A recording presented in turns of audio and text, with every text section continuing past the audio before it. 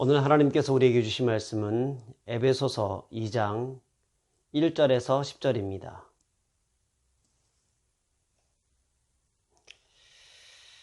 우리 한 절씩 교독하겠습니다. 그는 허물로 죄로 죽었던 너희를 살리셨도다. 그때에 너희는 그 가운데에서 행하여 이 세상 풍조를 따르고 공중의 권세 잡은 자를 따랐으니 곧 지금 불순종의 아들들 가운데서 역사하는 영이라. 전에는 우리도 다 그 가운데서 우리 육체의 욕심을 따라 지내며 육체와 마음에 원하는 것을 하여 다른 이들과 같이 본질상 진노의 자녀이었더니 긍휼이 풍성하신 하나님이 우리를 사랑하신 그 큰 사랑을 인하여 허물로 죽은 우리를 그리스도와 함께 살리셨고 너희는 은혜로 구원을 받은 것이라. 또 함께 일으키사 그리스도 예수 안에서 함께 하늘에 앉히시니 이는 그리스도 예수 안에서 우리에게 자비하심으로써 그 은혜의 지극히 풍성함을 오는 여러 세대에 나타내려 하심이라.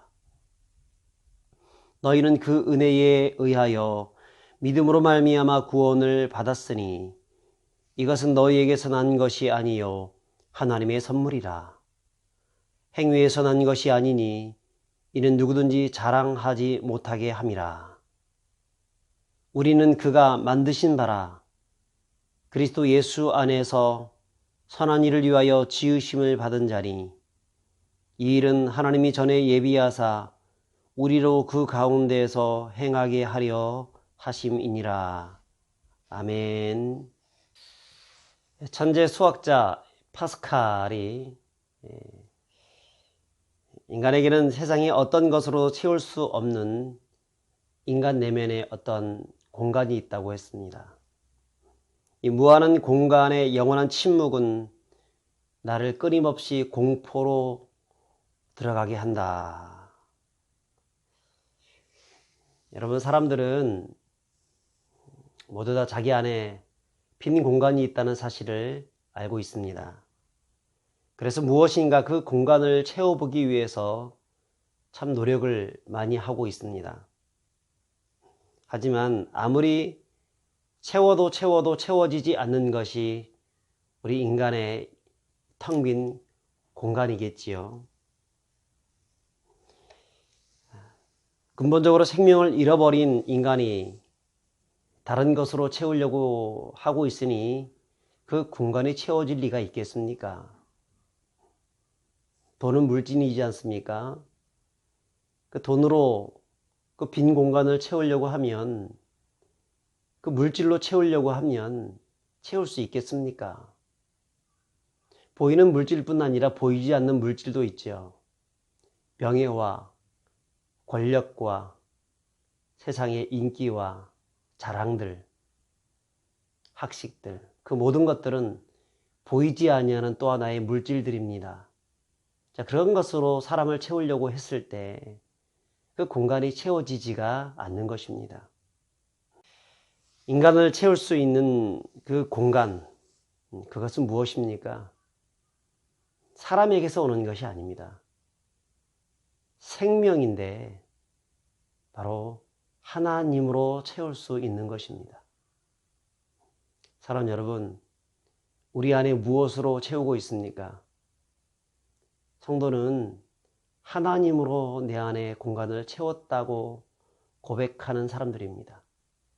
예수 그리스도가 우리의 이 텅 빈 공간을 채울 수 있는 유일한 구세주가 되신다는 사실을 기억하면서 살아가는 사람들입니다. 여러분, 이것을 꼭 잊지 말고 살아가실 수 있기를 바랍니다. 오늘 1절에 보니까 우리의 상태에 대해서 이렇게 말을 합니다. 그는 허물과 죄로 죽었던 너희를 살리셨도다. 그는 예수 그리스도입니다. 예수님께서 자신의 생명을 아끼지 아니하고 우리를 위해서 주심을 통하여서 우리를 살리셨는데, 우리의 원래 상태가 어떤 상태였느냐? 바로 허물과 죄로 죽었던 상태였다라고 말씀합니다.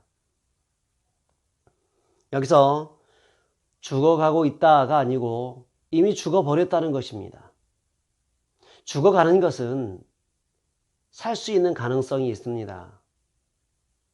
근데 이미 죽어버린 것은 아무리 해도 더 이상 살릴 수가 없습니다. 허물이라는 헬라어 파랍토마는 정해진 경계를 벗어나는 것을 말합니다. 죄라고 말하는 헬라어 하마르티아, 이것은 관역을 벗어났다라는 뜻입니다. 둘 다 동의어입니다. 그런데 저자가 이런 동의어를 계속해서 쓰고 있는 이유는 무엇입니까? 인간의 상태가 얼마나 처절한지 비참한지를 보여주고 있기 때문에 그런 강조하기 위해서 이런 이중적으로 동의어를 쓰고 있는 것입니다. 사람은 수동적이든지 능동적이든지 적극적이든지 아니면 소극적이든지 언제든지 사람은 누구나 하나님과 상반되게 살아가면서 하나님을 반역하며 살아가고 있습니다. 성경은 그것을 죽었다라고 표현을 하고 있는 것입니다. 2절을 보겠습니다. 그때의 너희는 그 가운데 행하여 이 세상 풍조를 따르고 공중의 권세 잡은 자를 따랐으니 곧 지금 불순종의 아들들 가운데서 역사하는 영이라. 허물과 죄로 죽었던 우리를 말하는 것입니다. 여기서 이 세상 풍조, 이것은 이 세상의 시대의 사조와 어떤 사상적인 흐름을 말하는 것입니다. 이 세상은 그동안 수많은 사상적 흐름들이 있었는데 중세에 봉건주의, 그 전제주의 그런 흐름들이 있었죠. 또 근세의 합리주의, 경험주의, 계몽주의 등, 또 실용주의, 사회주의, 공산주의, 유물론, 자유민주주의 등 여러 가지 사상적인 흐름들이 있습니다. 사람들은 본의 아니게 그것에 지배를 받으면서 그 사상에 따라서 자기의 가치관이 변화되어지면서 살아오고 있습니다. 그런데 성경에는 그 배후에 어떠한 존재가 있다고 말을 하고 있는데요. 그것이 누구입니까? 공중의 권세 잡은 자, 곧 불순종의 아들들 가운데 역사하는 영이라고 말을 하고 있습니다. 그러므로 세상의 사상적인 이 흐름을 지배하는 것, 그것이 이 공중의 권세 잡은 자인데, 여러분 성도는 그런 것을 따라가면서 그것이 좋다 저것이 좋다 말을 하는 것이 결코 좋은 것이 아닙니다. 이런 것이 있구나 아는 것은 좋습니다. 왜냐하면 유념할 수 있기 때문에, 경계할 수 있기 때문에 알아야 됩니다. 그럼에도 불구하고 그것을 따라가거나 지배를 받는 것은 매우 위험한 것입니다. 여러분, 이번에 선거가 끝났습니다. 어떤 사람은 자기가 찍었던 당이 되었다, 이 사람이 되었다, 저 사람이 되었다, 참 좋아하는 사람이 있을 것이고, 어떤 사람은 안 되었다고 싫어하는 사람이 있을 것입니다. 근데 성도는 이것이 되었다, 저것이 되었다, 안 되었다, 그것 때문에 기분 나쁘다, 전혀 그렇게 생각할 필요가 없습니다. 초월하는 사람이 되어야 합니다. 성도들의 유일한 가치관은 바로 하나님의 말씀이고, 성도들의 바라보아야 할 곳은 하나님의 나라입니다. 성도의 진정한 시민권은 이 땅이 아니라 하늘에 있다는 사실을 기억해야 합니다. 그리고 하늘의 법, 하나님의 말씀의 지배를 당하며 그 말씀 안에 살아가는 성도들이 되어야 하는 것입니다. 3절에 보시면, 전에는 우리도 다 그 가운데서 우리 육체의 욕심을 따라 지내며 육체와 마음에 원하는 것을 하여 다른 이들과 같이 본질상 진노의 자녀이었더니 라고 말씀합니다. 우리가 옛날의 상태가 그랬다는 것입니다. 사실 우리는 예수 그리스도로 말미암아서 구원을 받았지만 그 이전까지는 공중권세 잡은 자의 그 불순종의 아들들 가운데 역사하는 그 영의 지배를 받으면서 그렇게 살아가다가 육체의 욕심을 따라 살아가다가 본질상 진노의 자녀이었다는 것입니다. 조나단 에드워드라고 하는 미국의 목사님이 계십니다. 미국의 그 부흥운동을 이끌었던 목사님이신데 그 목사님의 설교 중에서 진노하시는 하나님의 손 안에 있는 죄인이라는 그 설교집이 있습니다. 거기 보면 인간의 상태를 뭐라고 표현을 했냐면 곧 미끄러져 떨어질 위기에 처해 있지만 그것을 모르고 태평하게 살아가는 사람들이라고 표현을 했습니다. 마치 미끄러운 곳을 걷고 있는 사람이 어느 순간이라도 예측할 수 없는 시간에 넘어질 수 있는 것처럼 인간의 상태가 그렇다는 것입니다. 미끄러운 지옥 불구덩이, 그 구덩이 입구에 서 있는 인간의 상태, 그래서 거기에 그 지옥의 불구덩이 속으로 미끄러져 내려간다는 것입니다. 그러면서도 자기가 죽는 줄도 모르고 현실에 편성되어서 아무런 생각도 없이 문외 인간이지요. 뇌가 없는 것이죠. 생각도 없이 세상에 이끌려가는 대로 세상의 풍조에 따라서 세상의 사상적인 흐름에 따라서 공중권세자의 잡은 자의 이끌림에 따라서 그렇게 살아가는 존재, 그것이 우리들의 옛날의 모습이었다는 것입니다. 그것이 오늘날 세상 사람들이 살아가고 있는 삶의 모습이라는 것입니다. 결국 그들에게 기다리고 있는 것이 무엇입니까? 진노입니다. 진노. 하지만 우리에게는 소망이 있습니다. 4절에 이렇게 말씀합니다. 긍휼이 풍성하신 하나님이 그 큰 사랑을 인하여. 긍휼이 풍성하신 하나님. 여기서 이 긍휼이란 단어는 엘레오스라고 합니다. 불행을 당한 사람에 대하여 느끼는 동정심이나 그들을 불쌍히 여기는 마음을 말합니다. 하나님이 우리에게 긍휼을 베풀어 주셨다는 것입니다. 허물로 죽은 우리를 그리스도와 함께 살리셨습니다. 5절에 보면 죽어야 하는 우리, 아니 이미 죽어버린 우리를 그리스도께서 십자가에 못 박혀 죽으심을 통하여서 그 현장에서 우리를 살려주셨다는 것입니다. 또한 6절에 보면 또 함께 일으키사, 예수님이 죽으셨다가 부활하셨잖아요.